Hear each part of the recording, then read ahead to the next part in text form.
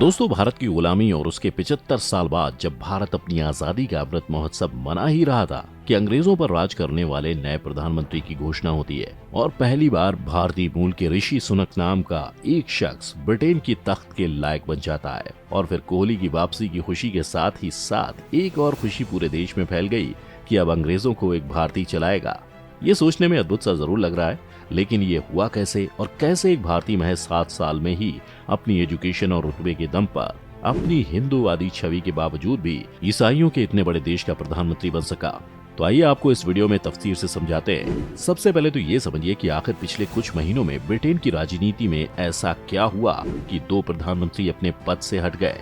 बात अगर Boris Johnson की करें तो जुलाई के महीने में बोरिस जॉनसन की सरकार पर पार्टी गेट के मामले के तहत आरोप लगाया गया, जिसमें ये कहा गया कि उन्होंने अपनी सरकार में एक ऐसे शख्स को शामिल किया हुआ है जिसके ऊपर सेक्सुअल हैरेसमेंट का मामला सामने आया था और ये बात बोरिस को भी पता थी। और उसके बावजूद भी उन्होंने उनके खिलाफ कार्रवाई करने के बजाय उन्हें अपनी सरकार का हिस्सा बनाया हुआ था। इसके बाद माहौल खराब हुआ और बोरिस जॉनसन को अपने पद से हटना पड़ा और पूरे देश में चर्चा शुरू हुई कि अब कौन प्रधानमंत्री बनेगा। करीब 1-2 महीने के बाद वहां की बहुमत वाली कंजर्वेटिव पार्टी ने उनके सबसे पसंदीदा कैंडिडेट ऋषि सुनक के बजाय लिज ट्रस को अपना नेता चुना और वो देश की अगली प्राइम मिनिस्टर बनी। दरअसल लिज ट्रस ने अपने पीएम बनने के दौरान कई ऐसे वादे किए थे जिनको लेकर उन्हें पीएम बनाया गया, लेकिन महज 1.5 महीने पीएम की कुर्सी पर बैठने के बाद आखिरकार लिज ट्रस ने भी इस्तीफा दे दिया। लेकिन ये इस्तीफा सभी लोगों को काफी हैरान करने वाला था कि आखिर उन्होंने ऐसा क्यों किया, क्योंकि उनके ऊपर कोई एलिगेशन नहीं लगे हुए थे। इसीलिए आइए आपको समझाते हैं कि आखिर उनके साथ ऐसा क्या हुआ। सबसे पहले ये समझिए कि जॉनसन के रहते हुए और उनके जाने के बाद भी यूके की इकोनॉमिक कंडीशन खराब हुई थी, इसलिए ट्रस्ट ने ये विश्वास दिलाया था कि वो इसे पूरी तरह से सही कर देंगी। लेकिन हालात ने बड़ी जल्दी करवट ली और यूके की चांसलर क्वासी क्वार्टेंग का मिनी बजट जो कि ट्रस्ट के कार्यकाल में बनाया गया था वो सही नहीं साबित हुआ और उससे उपजा फाइनेंशियल कंसर्न इसमें पहला झटका साबित हुई।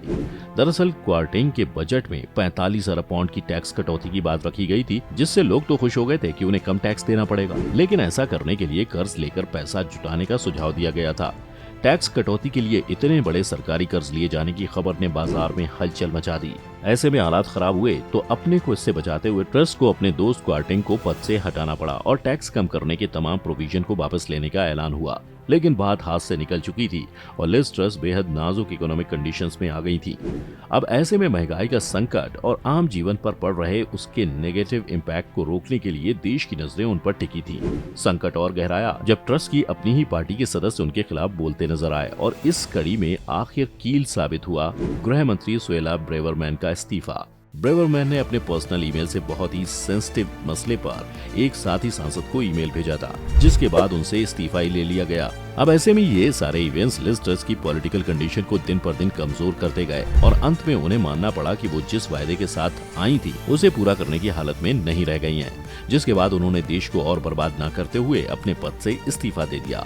और इसी के साथ फिर से एक बार सांसदों के पास अपना नया नेता चुनकर देश को नया प्रधानमंत्री देने की बारी थी और इस बार फिर से एक चेहरे पर बहस हुई और पार्टी के सांसदों ने उसी भारतीय चेहरे में इस बार अपना पीएम देख लिया, जिसे मीम की दुनिया के लोग नेहरा का भाई बता रहे हैं। इसी के बाद से जो लोग अपने मोहल्ले की राजनीति के बारे में भी नहीं जानते वो ये पता करने लगे कि कहीं ऋषि सुनक उनका पड़ोसी तो नहीं, यानी लोग उनकी पहचान ढूंढने लगे। इसीलिए आइए आपको बताते हैं कि आखिर कौन है ये ऋषि सुनक और क्यों उनके नाम पर इतनी चर्चा हो रही है।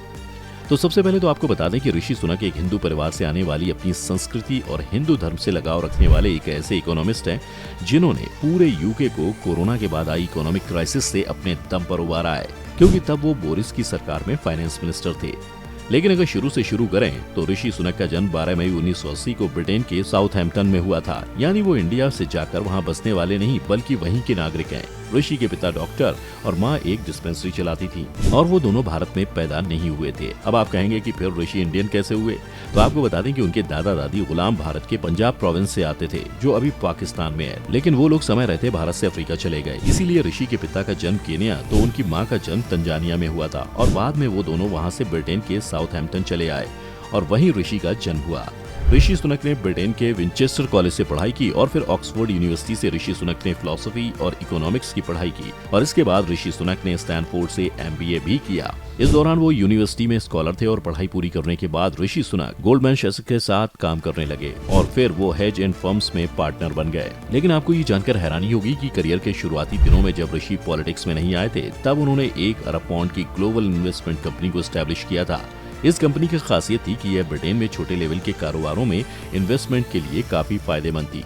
वहीं अगर राजनीतिक करियर की बात करें तो यूके के सबसे अमीर सांसदों में शामिल ब्रिटेन के नए प्रधानमंत्री ऋषि सुनक साल 2015 में पहली बार यूके की संसद पहुंचे थे, यानी कि उन्होंने पहली बार चुनाव लड़ा और वो जीत गए। वो ब्रेक्जिट का समर्थन करने वाले नेताओं में से एक थे, जिस वजह से राजनीति में उनका कद तेजी से बढ़ता रहा। अब अगर आपको ब्रेक्जिट के बारे में नहीं पता तो आपको बता दें कि कुछ सालों पहले तक ब्रिटेन भी यूरोपियन यूनियन का हिस्सा हुआ करता था, लेकिन उसने फिर खुद को इस ग्रुप से विड्रॉ कर लिया, जिस पर पूरे ब्रिटेन में 2 मत बने, एक जो इस फैसले के सपोर्ट में था और दूसरा जो इसका विरोध कर रहे थे। लेकिन ऋषि सुनक पहले वाली कैटेगरी में आते थे, क्योंकि उनका मानना था कि ब्रिटेन खुद का डेवलपमेंट करने के लिए काफी है, उसे किसी ग्रुप का हिस्सा नहीं रहना चाहिए। इसीलिए उनका कद बढ़ता गया। इसके बाद साल 2019 में बोरिस सरकार ने ऋषि सुनक की फाइनेंस की नॉलेज को देखते हुए उन्हें ब्रिटेन के वित्त मंत्री का कार्यभार भी दिया। यहीं पर आपको ऋषि के बारे में एक और खासियत बताएं तो ऋषि सुनक ब्रिटेन के ऐसे नेता हैं जिन्हें अमीर ससुराल होने की वजह से भी निशाने पर ले लिया जाता है। दरअसल ऋषि सुनक की शादी इन्फोसिस के को-फाउंडर नारायण मूर्ति की बेटी अक्षता से हुई है। दोनों की मुलाकात स्टैनफोर्ड में MBA कोर्स के दौरान हुई थी। बाद में दोनों ने शादी कर ली। ऋषि और अक्षता की 2 बेटियां भी है, जिनके नाम कृष्णा और अनुष्का है और अक्षता के पास भी इन्फोसिस के कुछ शेयर मौजूद है। इस तरह से देखे तो ऋषि भारत के बेटे नहीं बल्कि दामाद हुए।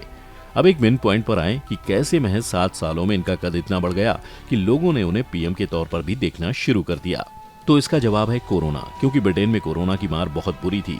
लेकिन ऋषि की मेहनत और नीतियों का ही नतीजा था कि कोरोना काल में भी ब्रिटेन के सभी वर्ग के लोग उनके कामकाज से पूरी तरह खुश थे और उनकी मजदूरी नहीं घटी। और आज भी कोरोना काल में यूके की आर्थिक स्थिति को ठीक रखने के पीछे ऋषि सुनक की तारीफ की जाती है।